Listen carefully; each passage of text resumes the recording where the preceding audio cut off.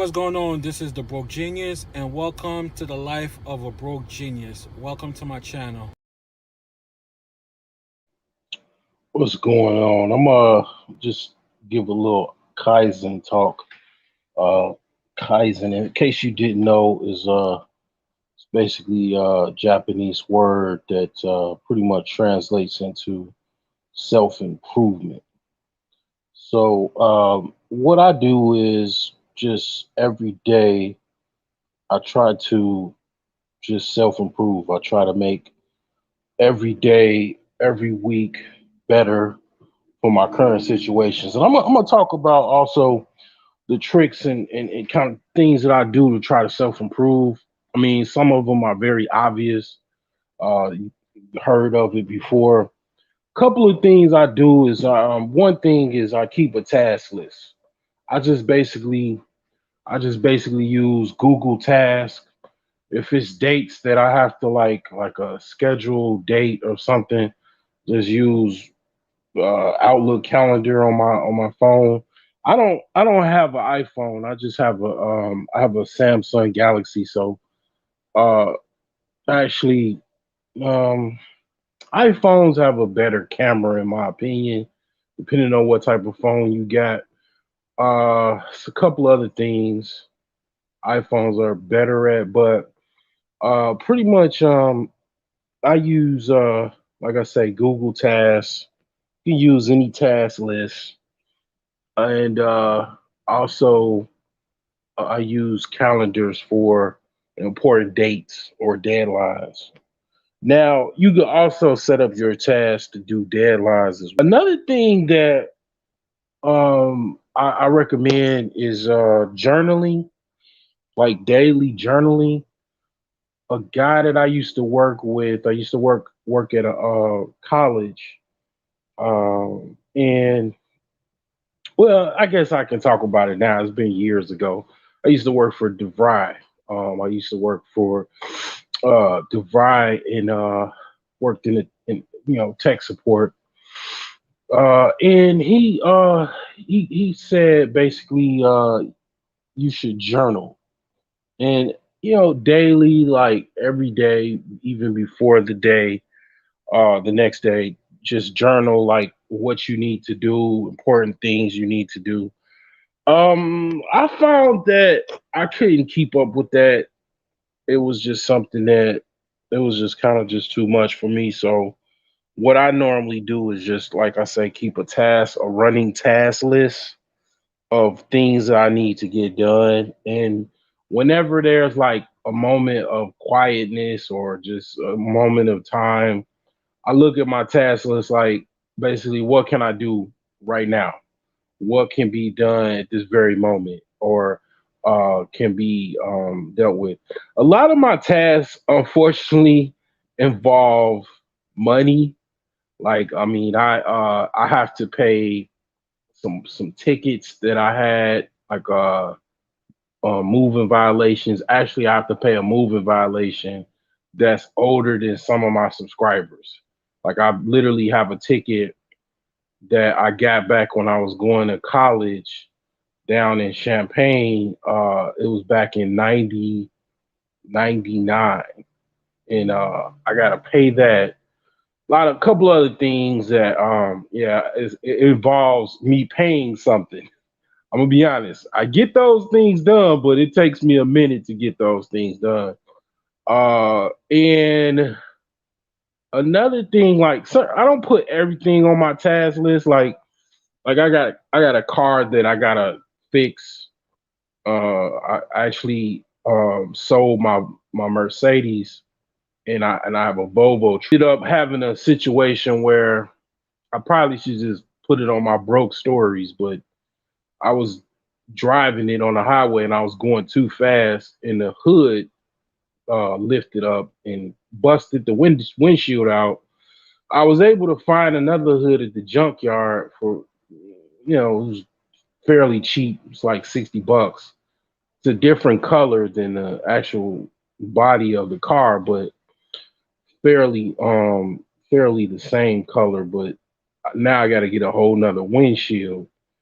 So, anyways, like stuff like that, I don't put on my task list. It's like obvious. I know that I have to do that. Like if it's obvious things that I don't need a reminder of, I don't put it on my task list. But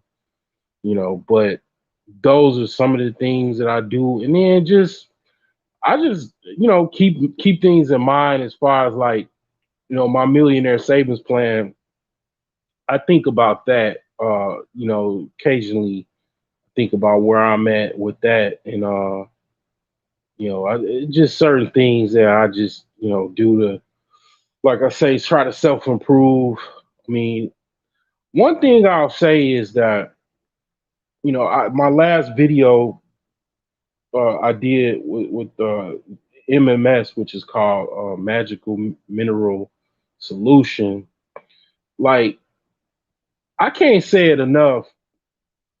I talk about money a lot. I talk about getting out of debt. I talk about wealth.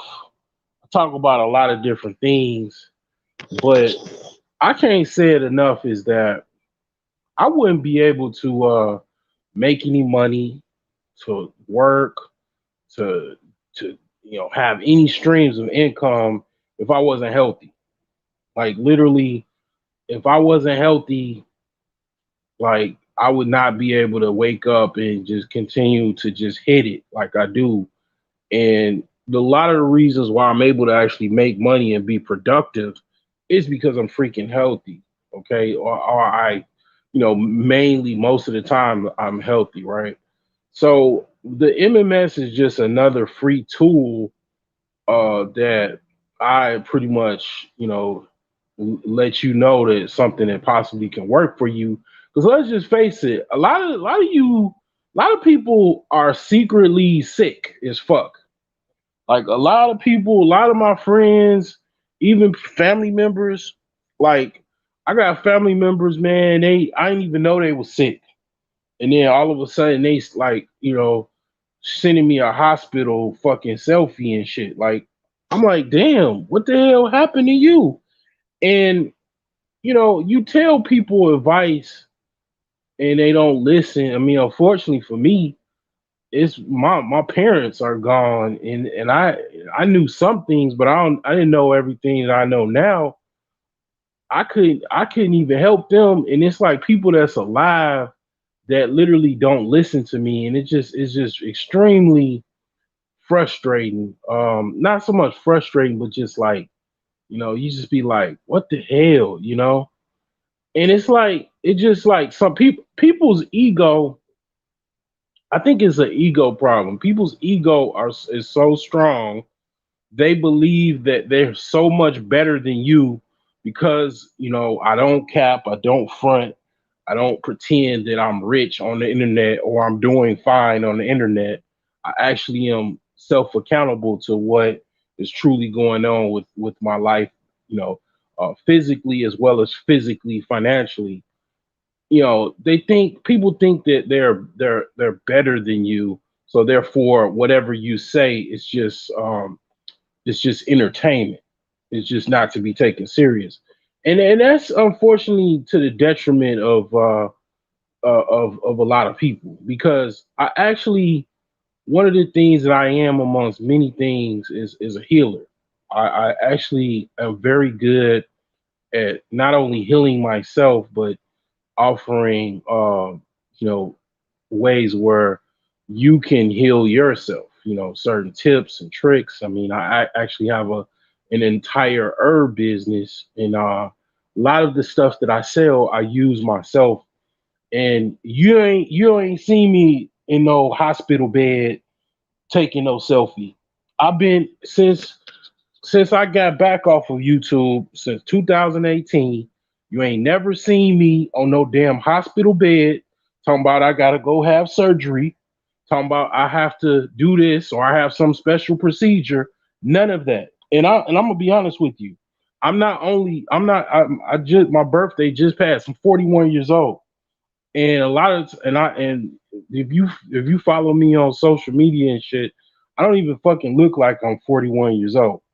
And then, like I say, you don't see me on no hospital bed talking about I got to have surgery this month or some shit like that. You don't see me do that. You know why? Because I actually fucking know what the hell I'm talking about. I know that certain ways you can help build your boost your immunity system, and certain healing techniques you can use, certain natural supplements, certain natural solutions such as the MMS. I mean, take what you can, for what it's worth. I mean, a lot of times, like I say, people have an ego problem. They feel so highly of themselves that whatever you say, you're lower than them, and it's hilarious. I mean, I didn't get. I'm gonna be honest with you.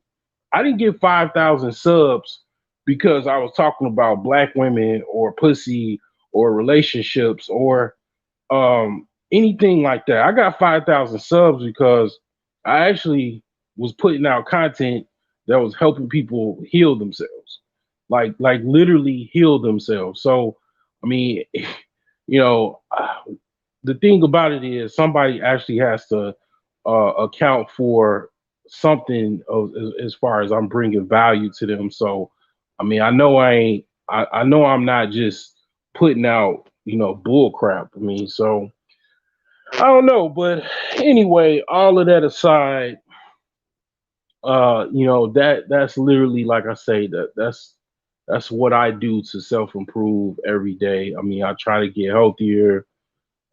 Without being healthy, it's no way for me to really self improve. I mean, I'm gonna be honest with you. I would be just very ill. I used to have a very hard time living life because I was constantly tired. I really didn't have a very good mindset. My mindset was just very misconstrued. My daily habits was just all over the place. But uh, the thing is that a lot of those changes I made in being more healthier, actually having a more of a healthy mindset, it actually allowed me to make more money, to be more productive, in life.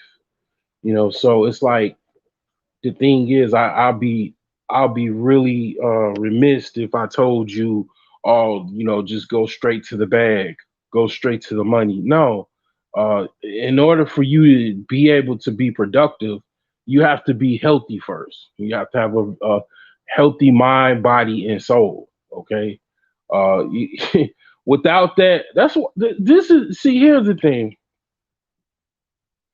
and it goes into what I was kind of wanting to talk about. Um, if you notice that a lot of people, that they have a lot of money, they're millionaires, they're famous, and you're like, damn, you know, you're doing this, and then they in some cases they die early, or you find out they was doing drugs, all of a sudden they overdose, and it's like the average person is broker than me, is just as broke as I am, or if not broker, or maybe got a little bit more money than I am. I mean, they getting by in life. They're okay, but the question is, a lot of people that I see that are very rich or rich and famous, they really, it seems to me, a lot of people that are rich are really like not living their best life. Like, you would think if you had a whole bunch of money that you will be literally happy and living a peachy grand life, but some people, they're not able to really live a fulfilled life even with all of the riches, right?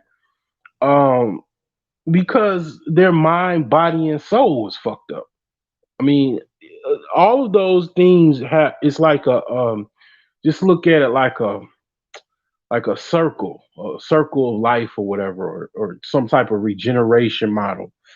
If you have any of those jacked up, if your body's jacked up, if your mind is jacked up, your soul is jacked up, meaning your spirit, your will, your whatever your belief system is tied into how you what drives you to get up every morning and go to sleep at night. Like if all of that is jacked up, and then you have to do use drugs and everything to kind of like supplement those things, then it's a huge problem. Now, here's the thing: I am into, like, I've never taken any mushrooms like magic mushrooms. I'll be honest with you. I'm scared. I'm scared to death of actually taking magic mushrooms. And the thing is that yeah, I smoke weed and I drink a little alcohol every now and again. I definitely do, but I don't do those things because I'm trying. They're my go tos because I'm not feeling good. If anything, I like to indulge in those things to kind of like just maybe feel a certain type of way. It's not necessarily I'm addicted to those things. I'm gonna be honest with you. I haven't smoked weed in a while because I can't afford to buy weed. I'm all in on whatever my bills, and I'm paying a lot of money to pay to stay in a hotel week to week, and I don't got no money in my budget to smoke any weed. I just don't have it. Okay, weed is very costly. I really, I just don't, I don't have it. You know what I'm saying? So the other things is like, yeah, I know how to like kind of make me feel better in a sense, but it's not like I have to indulge in those things. Like I'm not addicted to the things that I know I like to do or whatever, and that's that. But the thing that I'm saying is that I find a lot of people that are extremely wealthy or even rich, um, and famous or whatever the case may be, they just a lot of them are a lot of people I see, they're not happy. They don't have a smile. They're not smiling. They just kind of seem bitter. And then you find out they're living some real fucked up lives and shit. Like when something happens where they get sick or they die or overdose, or you like, damn, you living like that, you know you was living like that, and then you got people like me, that have a negative net worth because you got a lot of debt, whether it be student loans or personal debt or whatever the case may be. And I don't like, I'm not bitter about my life. Like, I mean, yeah, it sucks that I want certain things out of life, but I don't have them, or but I'm okay. I'm good. You know what I'm saying? Like, I don't feel like I gotta substitute anything to deal with the fact that I'm in debt in a around, well, a lot of wealth.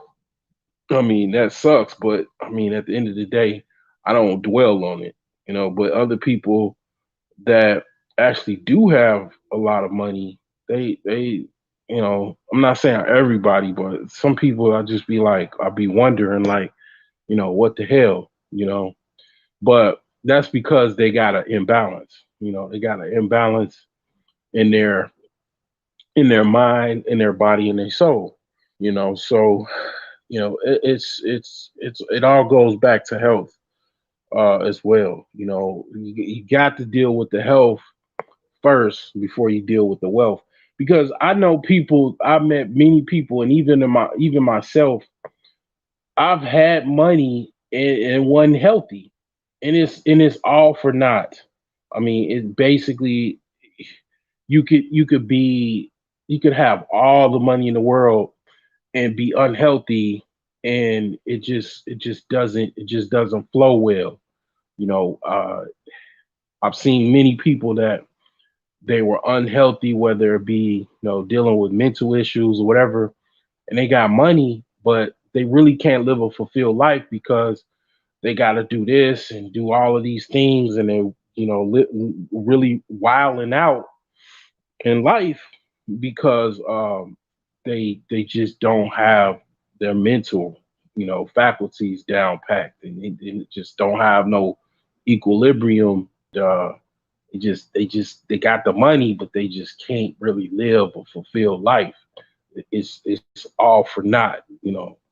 So I mean, that is definitely something to keep in mind.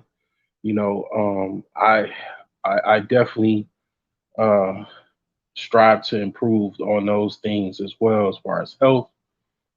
So I mean, this is something that you just have to keep that in mind if you're if you're on a path to self improvement, such as myself. Now, another thing that is on the docket is basically, let me see here. So, the thing that I was trying to talk about was, let's see here. Let me see what I was talking about today. Sometimes I just be rambling on, and then I forget what I was going to be talking about.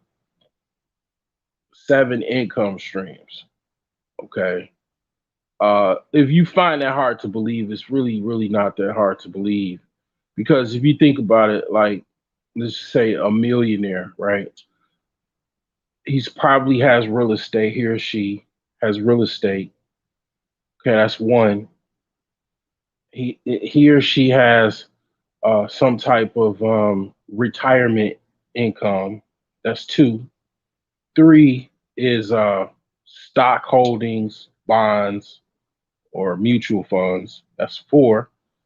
Another five will be any type of business that directly he or she, the millionaire, has. So that would be five, right?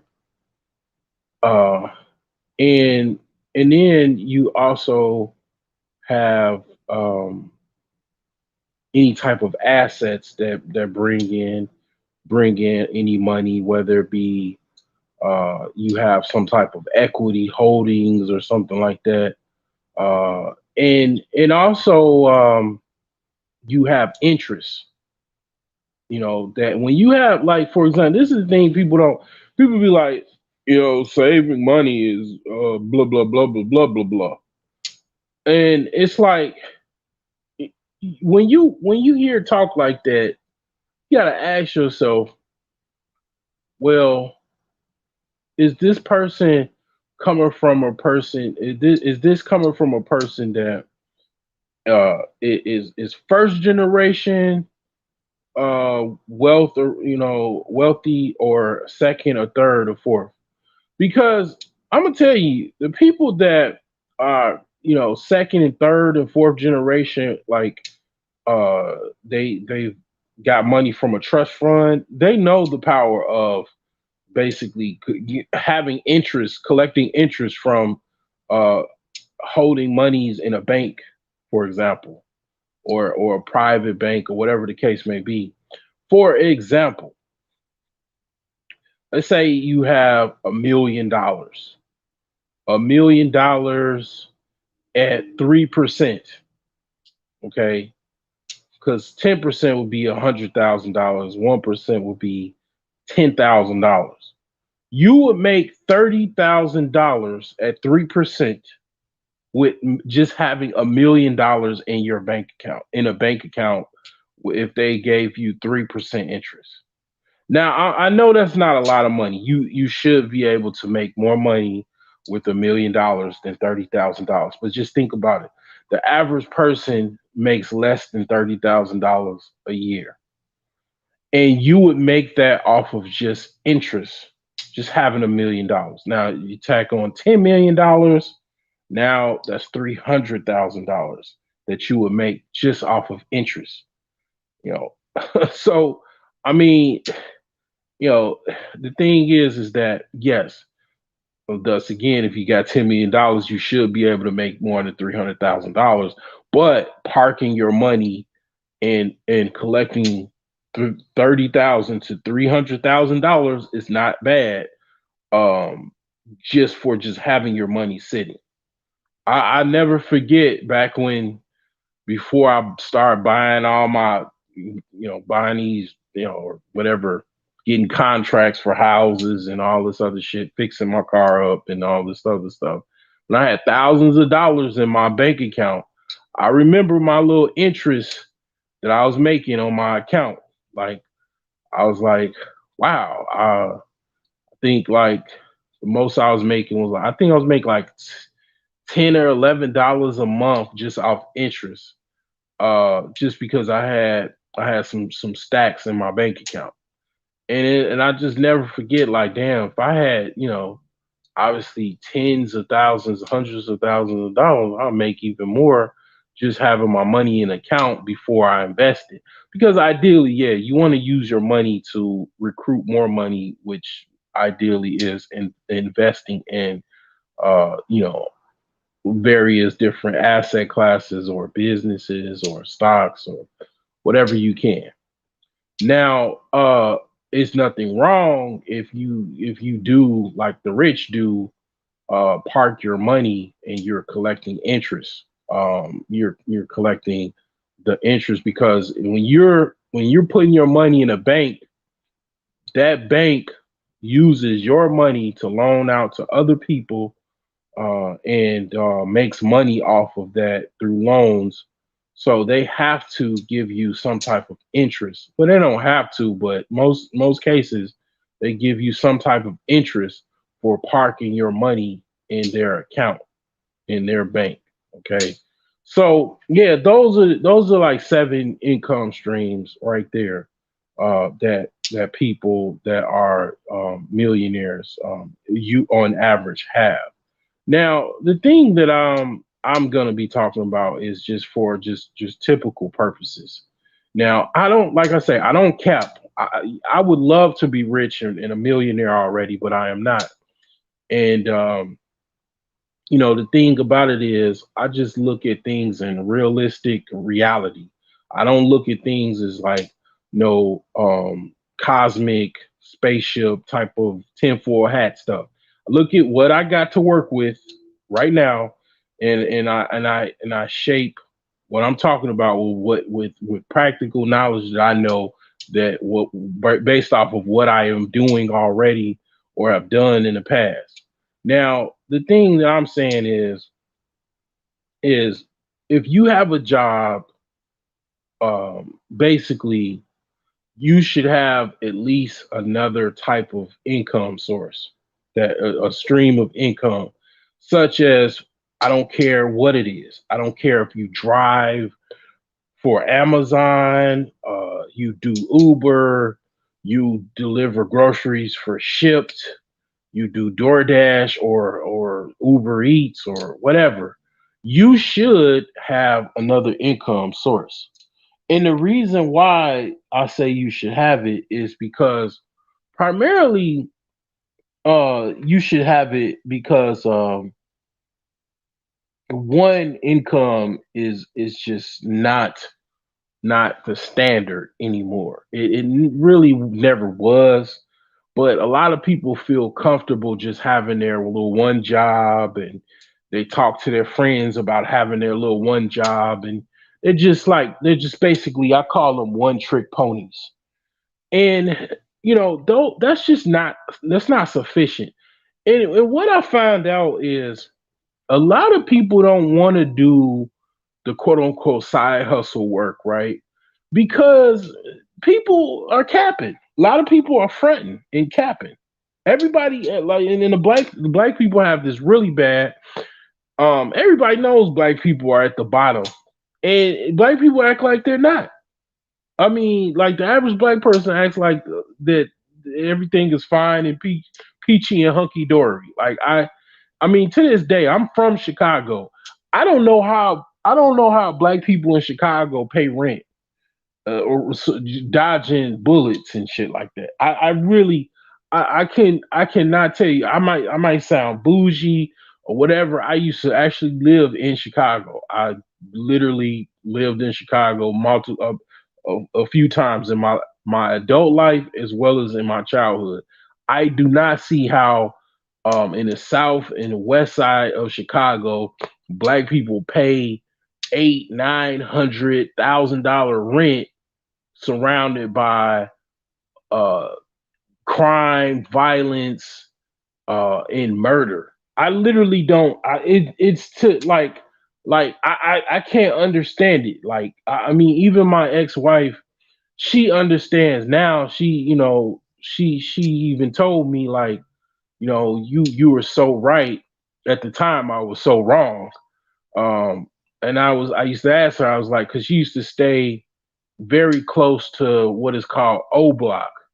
And I was like, why are you paying close to $900 a month to live in this area where I'm hearing gunshots and stuff like that?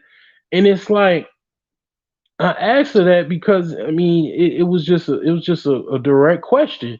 Because the thing about it is like, here's the thing about business and what you find, like even trading stocks and whatever the case may be. One thing you understand about buying businesses, company shares of stocks and things like that, or even just business in itself, you understand value.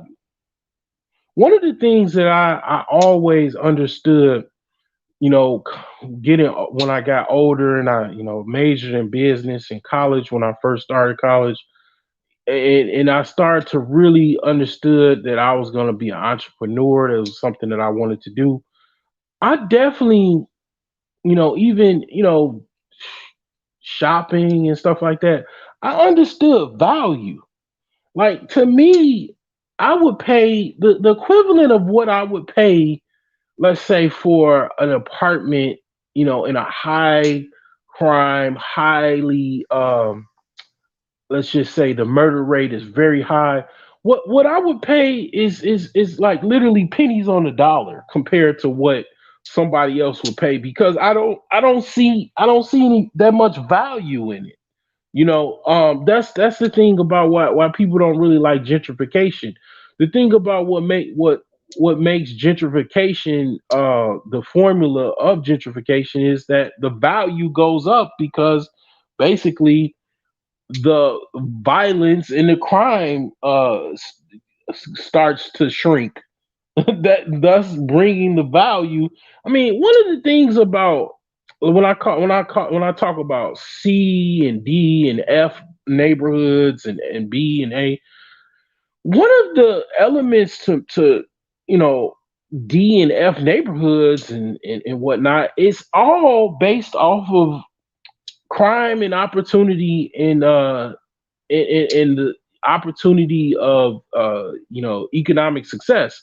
A lot of A, B, and C neighborhoods, they have a lot of jobs. They have a rich uh, you know commercial base, and the real estate values are very well. The properties are well kept. It's minimal trash and stuff like that. One of the things that makes a D and a F neighborhood is that basically, lack of employment, high crime, which is the the mother and father of crime, is lack of opportunity and lack of employment. Because obviously, if you can't work, can't get any money, you have to do something usually illegal to make money to supplement yourself and your family, unfortunately.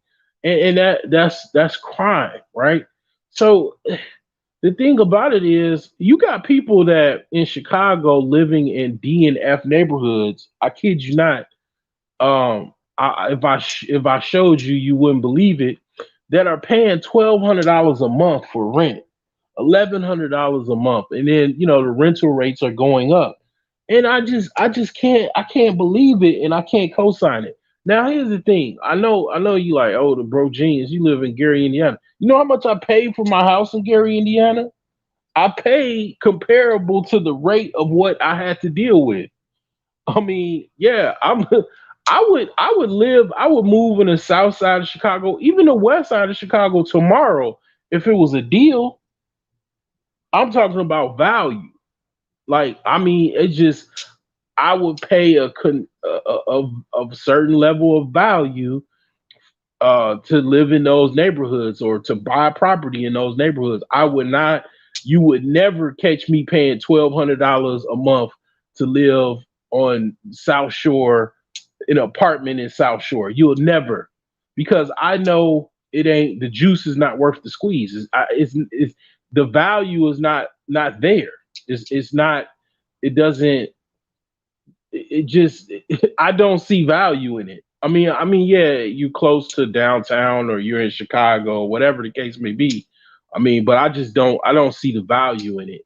Um, Even when I had my store, I had a store on 79th in Chicago near Eberhard. You know how much my rent was? The white dude, even he was understanding or whatever. He understood the value of what he was offering to me. A rundown building store, a small store that literally was just like a hole in the wall. My rent was $400.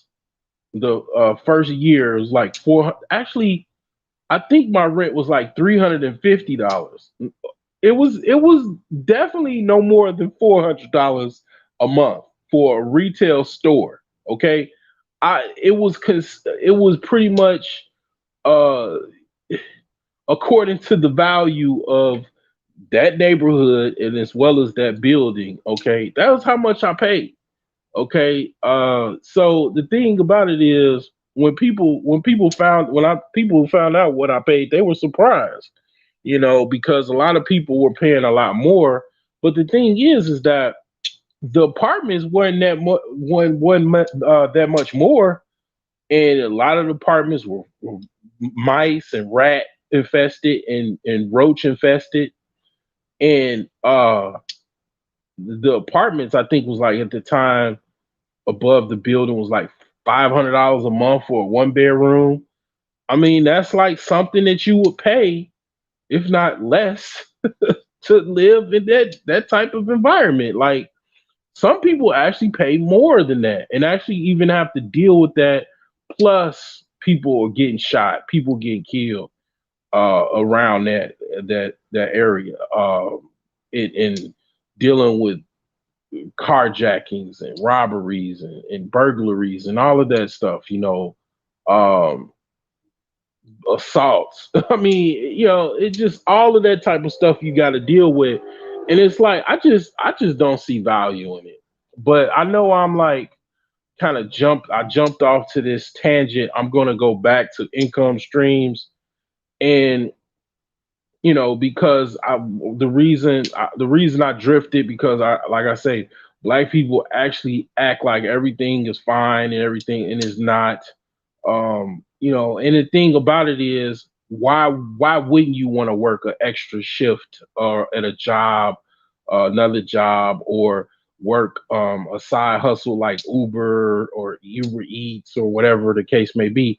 You obviously need more money to actually compete in this economic society than just your one job. You know, you obviously, if you're rich, you would live in a rich neighborhood. You would definitely be rich. Okay.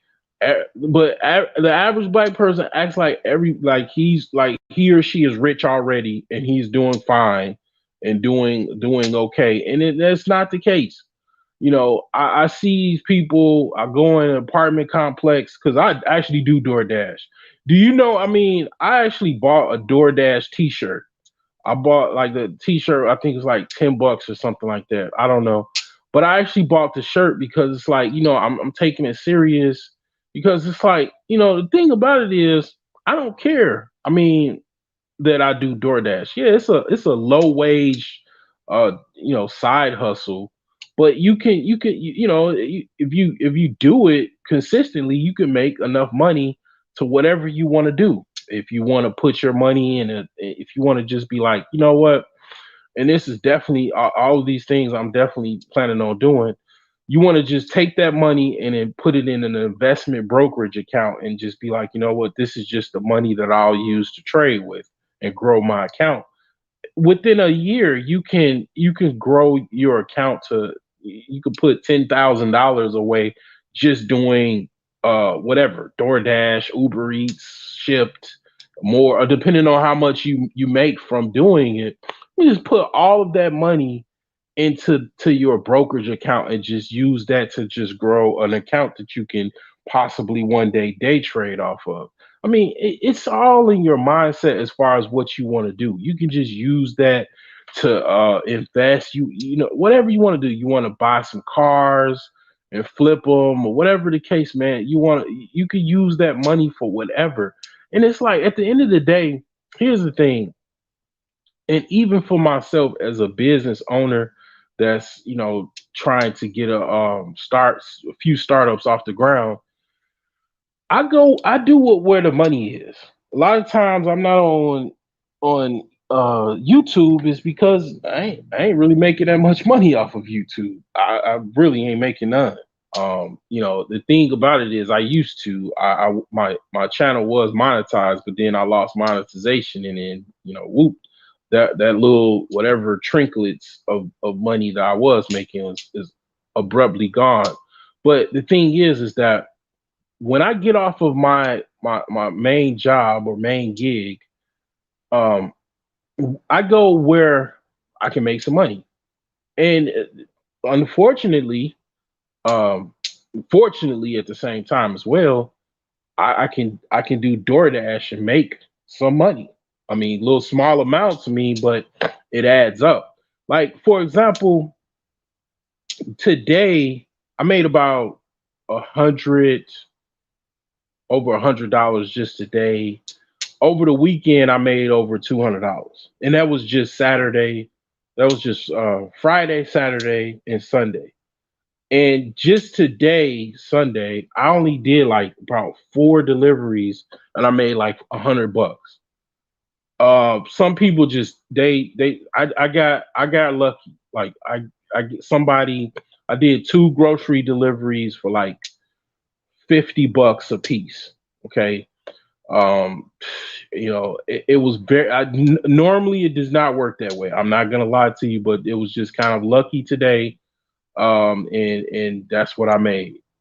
Now the thing is that I make most, let's just say I make more than the average person makes in society. Okay, I make probably double what the average person makes in America.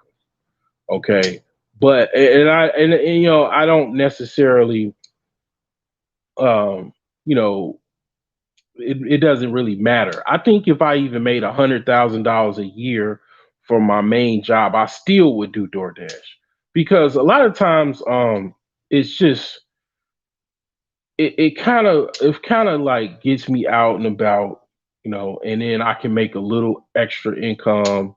You know, nobody's gonna give you $20 to $30 unless you just got something that you got going on. I mean, some people have a business outside of whatever, and that's fine. But for a struggling upstart such as myself, I mean, to make like $40 to just drive a few hours, it's just, I mean, I don't know what the hell people's problems is with, like, I guess people care about what if somebody sees them and shit like that. Man, at the end of the day, I don't, this facade of trying to pretend like everything is okay. I understand we all have different zodiac signs and emotions and characteristics and shit like that. But at the end of the day, all of that shit ain't gonna put no money in your pocket. And I'm gonna be honest with you, most people It doesn't matter what people think of you. I already know people are broke. Statistically, I know the stats. Most people are broke. White, black, Hispanic, Chinese, Indian. Most people are broke. They got debt. The little shiny new car that drives past me with my car that I have that's old as hell that I have no car note with. They have a car payment. They're paying full coverage insurance. They have a car payment. That's an average person. And then they probably have student loans. They have a mortgage. They're in debt. That's the average person. Average person is broke and they don't even know it. You wouldn't believe, can you imagine a person that's broke and they don't even know that they're broke? Like people actually don't believe that they're broke. If you put your if you put your assets and your liabilities together and you have more liabilities than you have assets, you're broke. And the average person, no matter what color, race, ethnicity, they don't realize that they actually are broke. Believe it or not, they do not believe that they're broke. So you already have a leg up if you understand assets over liabilities, because the average person is living a delusional world. They live in a delusional mindset, and then a lot of times people don't wake up until they're like way too late. They're like in their 50s, almost getting ready to retire, and they're wondering, "Damn, what did I work for? I work for car notes, mortgages." That are just so I can pretend as if I'm rich, live in some community, to pretend that I was doing better than what I really am doing, and driving a car to pretend that I'm doing better than what I really am doing, and buying clothes off of credit cards and purses and shoes, trying to pretend that I'm doing better than I really am, and working one job while and laughing at everybody else that's doing Uber Eats and everything, pretending that I'm really doing better than I really am.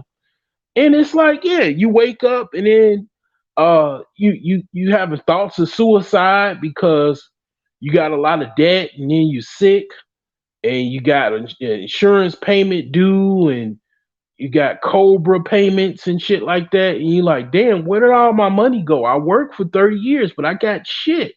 I got nothing. It's because you didn't know that you're fucking broke. But this genius that I am, I understood that it's rich and it's broke and it's poor people. And it's like the average broke person doesn't really comprehend that he's broke. People act as if that there's everybody act as if they're rich. You go to any club on a Saturday night, what do you see in the parking lot? You see people with cars that they overpaid for. Most of them got car notes. They got probably a gold chain that might be fake. It might, you don't even know if it's real. And they got all of this. They even you even see this in the hood. I kid you not. It's a club that my friend used to take me to, and this is in Gary, Indiana. It's a club, and people go in there, and they got gold chains. Gary, Indiana is definitely one of the poorest cities in America. You go to this club, and people got brand new cars outside in Gary, Indiana, where you can buy. It's so many abandoned houses. You could probably just walk inside one and claim it. It's so many of them. They got brand new cars outside this club. They got gold chains on, little nice, whatever clothes, that high fashion clothes, and they got this whatever nice little watch, jewelry on, and they're pretending as if they got money, knowing goddamn well they don't. So it's like this, if you actually lived within reality, and what I call is just extreme realism. I try to use what I call extreme reality, which is I understand exactly what the hell is going on, and where I am in it. What I where I am as far as what is really going on, my financial status and everything like that. I really try to understand reality. I do not I know, like, I got people that are no longer living here and are dear to my heart, my family, that did not really live in reality. I have to say it. Just did not live in reality. Did never bought a house, never pay, never listen to any advice. Always try to pretend that, they were well to do with their other friends, and their friends did the same thing and pretend like they're well to do, knowing damn well they're not, because they're close friends. They'd be, on the phone talking about, how they missing a car payment, or they ain't gonna be able to pay the payment this month. I done saw all of that stuff, and it's like, the thing about it is, all of that could be avoided if you actually understood where you are in society, where you are in your own personal economic world. Everybody has a personal economy, just like the U.S. government has an economy. You have your own personal economy. If you have a business, your business has its own economy.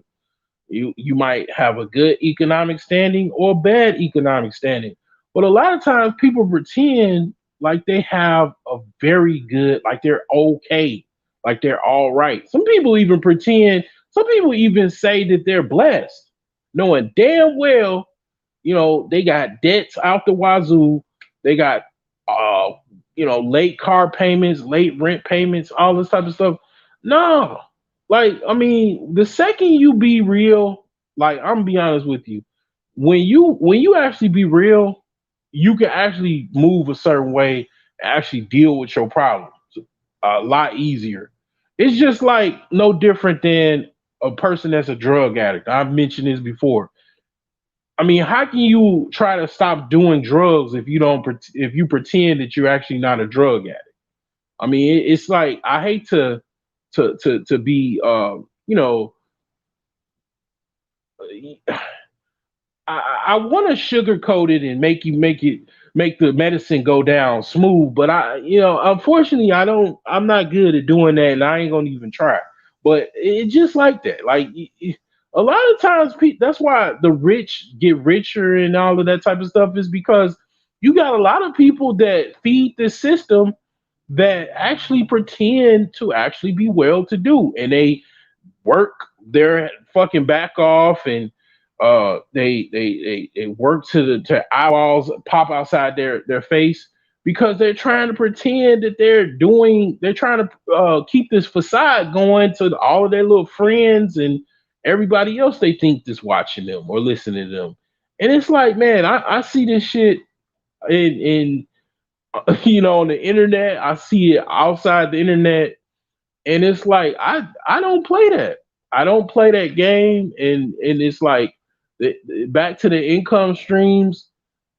You know, you can actually, if you actually, paid attention and actually did something else outside the little, one trick pony job you have, one income source you have, you can actually work on, you know buy, definitely buy my book, the Millionaire Savings Plan, on Amazon, and actually grow and build wealth, get out of debt, and save, $1,000, then, 2,000, uh you know then 4,000, and just keep going.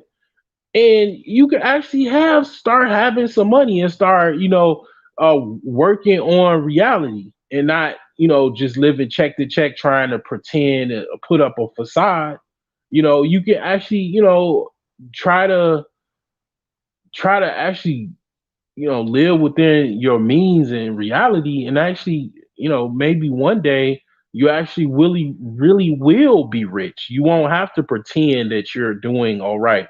You will be all right, because by the time you look up, you got over $100,000 in a bank account, and you're, working your job, and you're doing stuff on the side, and you don't have to pretend that you're okay. You actually are okay, and you're working yourself up to actually having some time. Because the goal is to pass on a certain your legacy to your children. It's all for your children.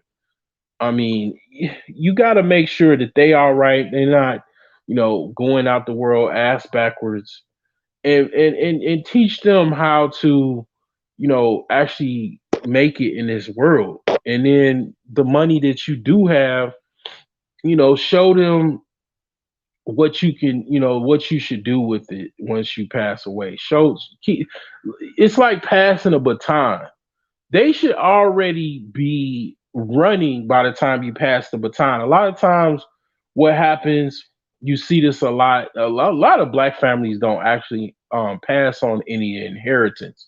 It's very rare that black families pass on an inheritance over anything substantial. Anything substantial is anything over like $20,000, something that you actually do something like start a business. Like Master P, his grandfather actually left him an insurance policy of, I believe, $1,000 or $10,000.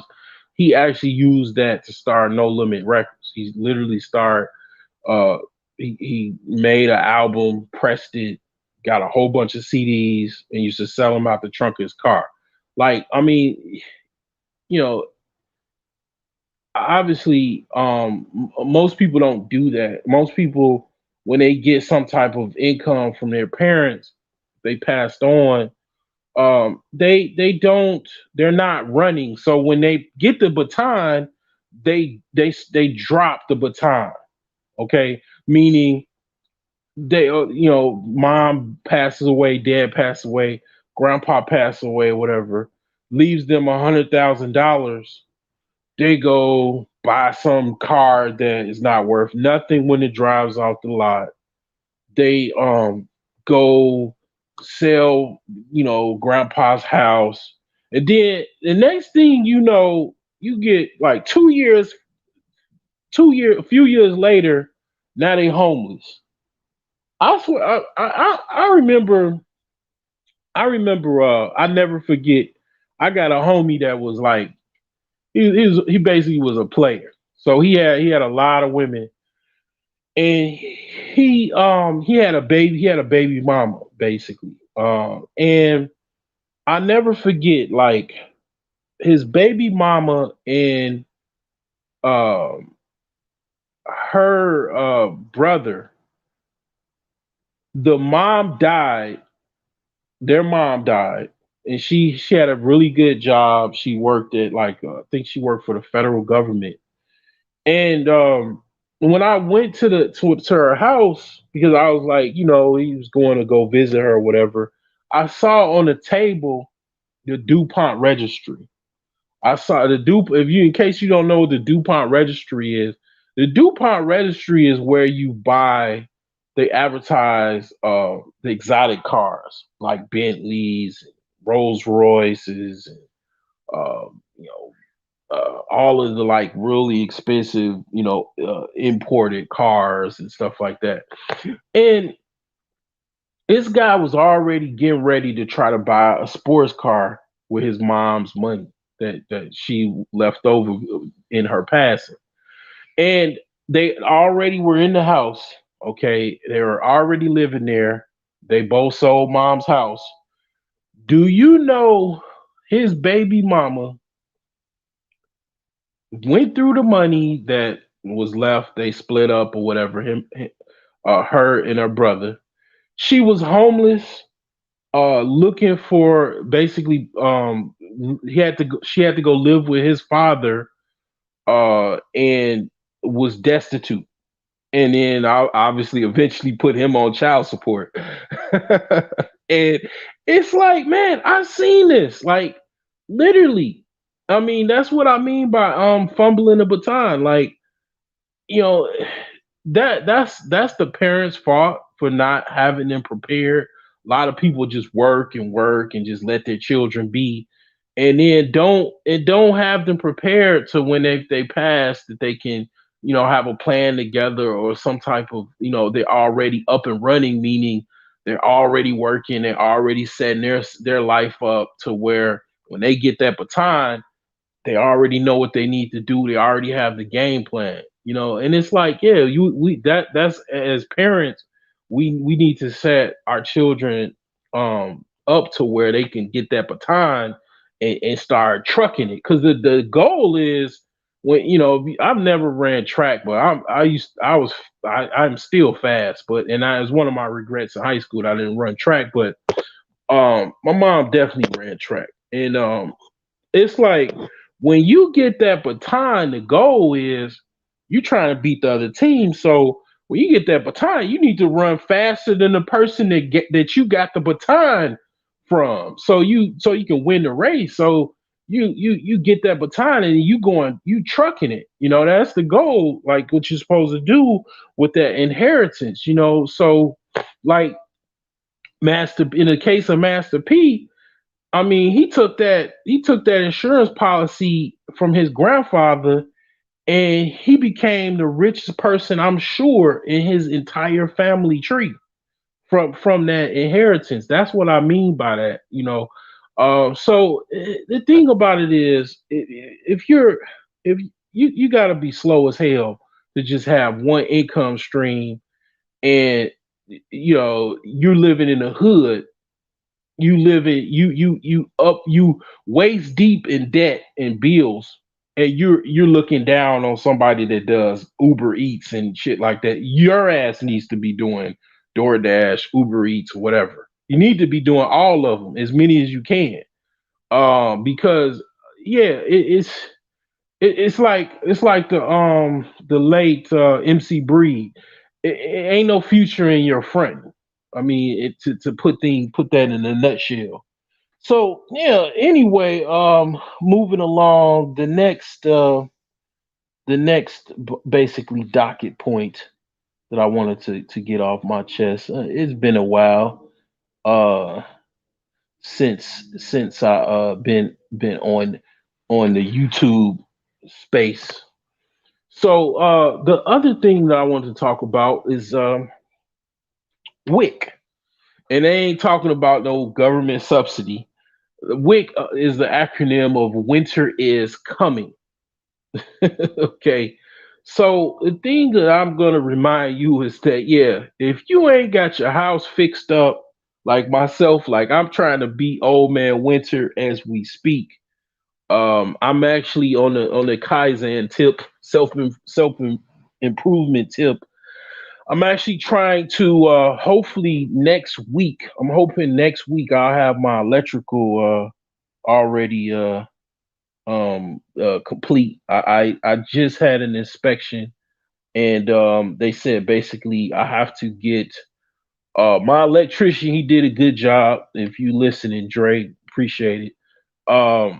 Basically, uh, I just gotta get basically approved contractor with the city of Gary to pull a permit, finish off some fine tuning or whatever that needs to be done, and I'll have electrical services turned on. So I'm hoping to get that done. Probably I'll have that done next week.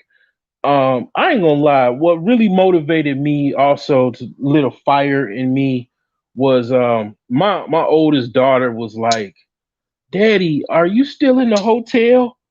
And I was like, "Yeah, I'm working on the house." And man, that lit a fire in me that nobody else could. I mean, that was all I needed, and I never forget that. Like man, that was all I needed to get my ass straight and get me motivated. I've been trying to get that, taken care of. So hopefully by October, not October, November, I'll have I already got the plumber on deck. I've already prepaid the plumber uh $600. So he's already paid for material, and also for I gotta get some rotting done in the basement.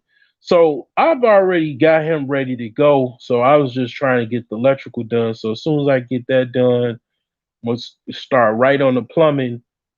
And then I got to get a furnace, and also got to get a water heater. So yeah, I'm trying to beat old man winter, and I'm just just a reminder that definitely winter is definitely coming on y'all.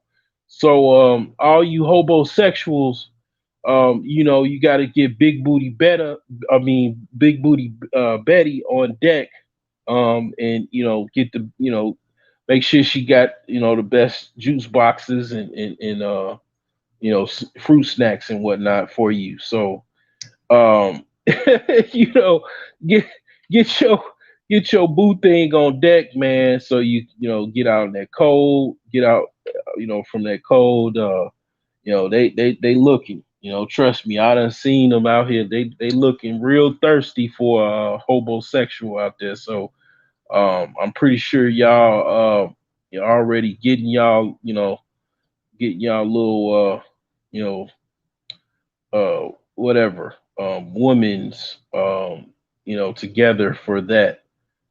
So yeah, I'm from the Midwest. I'm from Chicago.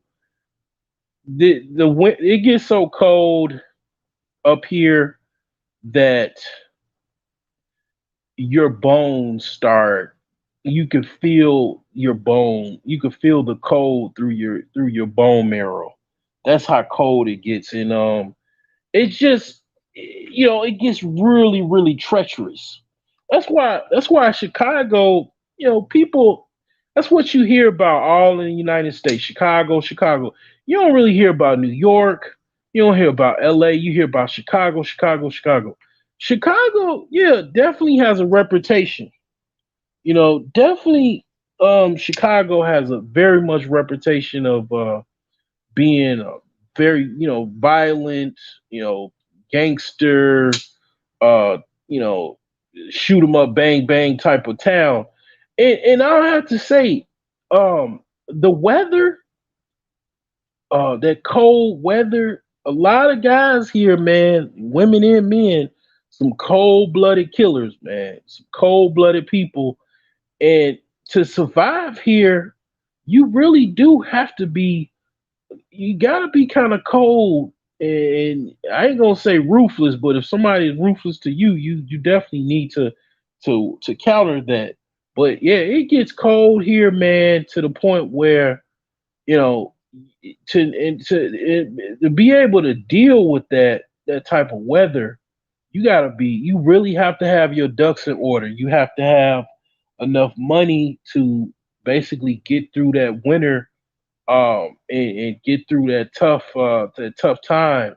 You have to be prepared and all of that. A lot of people, man, in Texas, because the electric grid went out, and it was cold because it's been unusually cold, due to climate changes and stuff.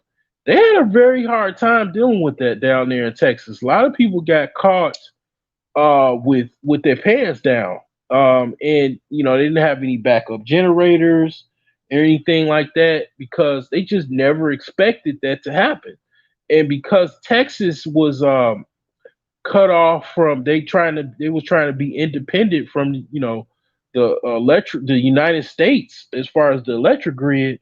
All they had to do was, if they were part of the U.S. electric grid, all they had to do was call Oklahoma, hey, just come cut us on. We out over here. Because their electric grid is independent, they were not able to do that. They were not able to tap into any other state's electric grid because they cut the ties because they're independent. So yeah, it you gotta imagine, it's not gonna do nothing but most likely get colder than it was last year. So all you people down south and in Florida and stuff like that, all them iguanas falling from the tree and stuff. Even though that exactly what that should happen, because actually it shouldn't even be iguanas. Iguanas are not native to Florida, but yeah, I mean, all of that stuff is just it's gonna be a repeat of next year. You know what I mean, of last year. So yeah, it's definitely gonna get cold. So you make sure you got, a emergency fund. Because definitely, rain is just, quote unquote, a rainy day fund. It's just snow is just rain that's frozen. So you definitely need one of the things that I promote as far as my book Millionaire Savings Plan. That's very much a rainy day fund. That it just just as much of the whole Dave Ramsey baby steps thing. It's just that on steroids. I don't say just have $1,000. I just say pay your debts down and leverage. Just use leverage to basically save as much as you can and still pay your debts. If you got debts, use a debt snowball and just get as high as up those steps as you can. Obviously, when you get to a certain level, high enough, you just write a check for all of your debts, whatever you owe, and just pay and just become debt free. It just makes all the more sense. So yeah, this is all I have. I'm actually just something compelled me to kind of get this off. I guess the Bears losing compelled me, but yeah, this is just a reminder. Just occasionally I do these Kaizen talks just to give you a foundation as far as my self improvement as well as a reminder for your own self improvement. So you guys have a good one and you know Message.